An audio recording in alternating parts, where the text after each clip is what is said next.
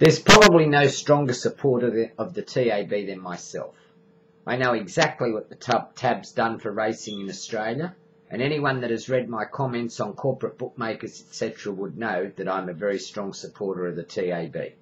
I love a bet, and 95% of my bets are on the TAB, and in fact I'm a #1 club gold card member, so I also put my money where my mouth is. But in my view, the TAB is now starting to take the punter for granted far too often.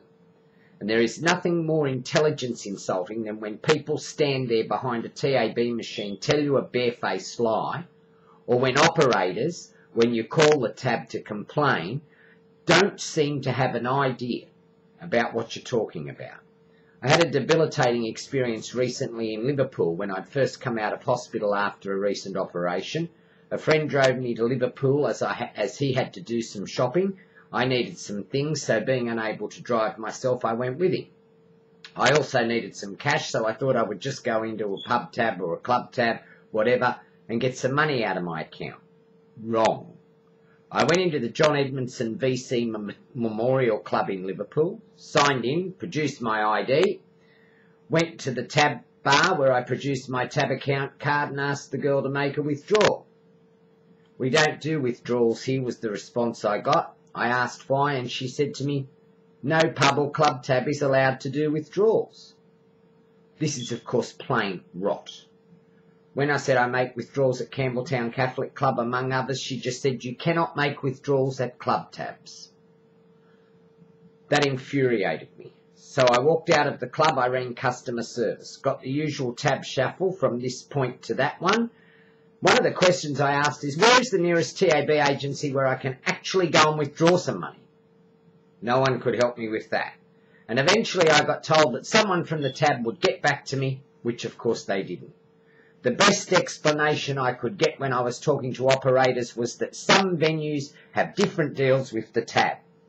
Okay, if this is the case and a venue offers a partial service, and that's what it is, if it does not offer the full array of TAB services, it is a partial service.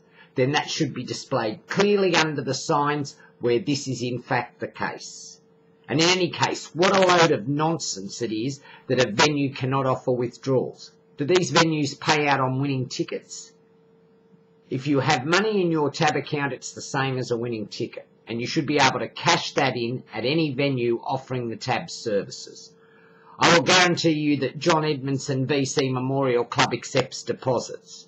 It may be a good business move for the tab to have pub tabs and club tabs everywhere and reduce the number of agencies and hope more people bet on their accounts to save overheads, but it's not a smart thing to start treating the punter like a goose. If a facility cannot offer the full service, they shouldn't have the service. There's no plausible reason why establishments like John Edmondson VC cannot cater for withdrawals. The tab knows it, and so would the management of John Edmondson VC. They are not a tab, they are a partial tab providing a scaled-down service to TAB customers.